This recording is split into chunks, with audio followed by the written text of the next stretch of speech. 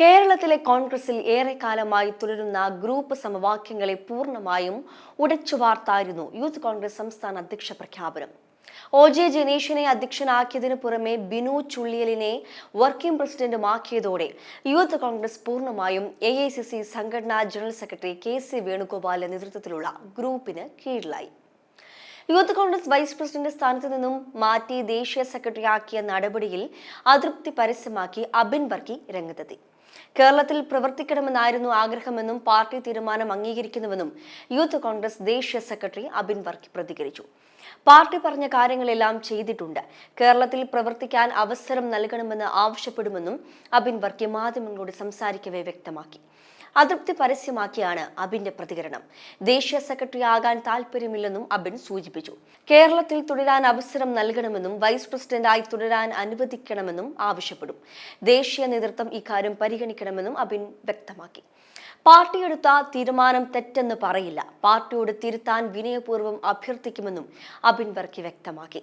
സംസ്ഥാന അധ്യക്ഷനാക്കാതെയിരുന്നത് തദ്ദേശ നിയമസഭാ തിരഞ്ഞെടുപ്പ് അടുത്തിരിക്കെ ചില ഘടകങ്ങൾ പരിശോധിച്ചതുകൊണ്ടാകാം.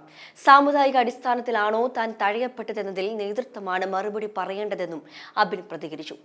കഴിഞ്ഞ യൂത്ത് കോൺഗ്രസ് തിരഞ്ഞെടുപ്പിൽ 1.70 ലക്ഷത്തോളം വോട്ടാണ് തനിക്ക് ലഭിച്ചത്. അന്ന് 2ാം സ്ഥാനത്തെത്തി. തന്നെ കൊണ്ട് കഴിയുന്നത് പോലെ പാർട്ടി ആവശ്യപ്പെട്ട പ്രകാരം പ്രവർത്തിച്ചു. തിരഞ്ഞെടുപ്പ് അടുത്തിരിക്കെ കേരളത്തിൽ പ്രവർത്തിക്കാനാകണമെന്നാണ് ആഗ്രഹിച്ചതെന്നും അബിൻ പറഞ്ഞു. രാഹുൽ മാങ്കൂട്ടത്തിന് പകരക്കാരനായി OJ ജനീഷിനെയാണ് യൂത്ത് കോൺഗ്രസ് സംസ്ഥാന പ്രസിഡന്റായി ഹൈക്കമാൻഡ് കഴിഞ്ഞ ദിവസം നിയമിച്ചത്. രമേശ് ചെന്നിത്തലയുടെയും ഗ്രൂപ്പിന്റെയും കടുത്ത എതിർപ്പ് അവഗണിച്ചുകൊണ്ടാണ് നിയമനം. ഗ്രൂപ്പ് സമവാക്യങ്ങളെ അപ്രസക്തമാക്കുന്നതാണ് യൂത്ത് കോൺഗ്രസ് സംസ്ഥാന അധ്യക്ഷ പ്രഖ്യാപനം. OJ ജനീഷിനെ അധ്യക്ഷനാക്കിയതിനു പുറമെ ബിനു ചുള്ളിയലിനെ വർക്കിംഗ് പ്രസിഡന്റുമാക്കിയത് രമേശ് ചെന്നിത്തലയ്ക്കുള്ള വ്യക്തമായ സന്ദേശമാണ്. ഗ്രൂപ്പിന് പ്രസക്തിയില്ല എന്ന് വിശദീകരിക്കുകയാണ് ഇതിലൂടെ. AICC സംഘടനാ ജനറൽ സെക്രട്ടറി KC വേണുഗോപാലിന്റെ തീരുമാനങ്ങളെ നടക്കുമെന്ന സന്ദേശമാണ് ഇത് നൽകുന്നത്. ഇതിനെ രമേശ് ചെന്നിത്തല എങ്ങനെ പ്രതിരോധിക്കുമെന്നത് നിർണായകമാണ്. കേരളത്തിൽ KC വേണുഗോപാൽ ഇനി കൂടുതൽ സജീവമാകുമെന്നാണ് സൂചന.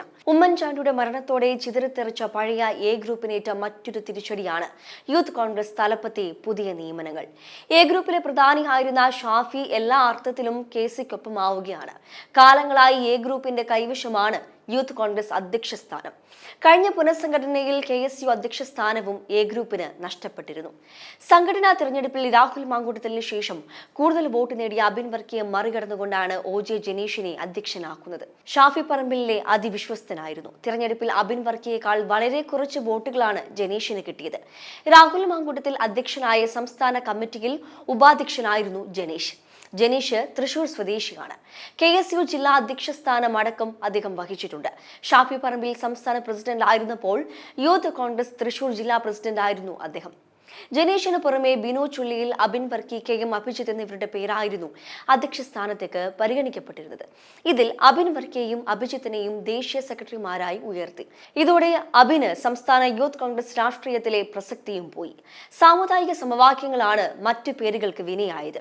KPCC, KSU, മഹിളാ കോൺഗ്രസ് അധ്യക്ഷ സ്ഥാനങ്ങളിൽ ന്യൂനപക്ഷ വിഭാഗങ്ങളിൽ നിന്നുള്ളവരാണ്.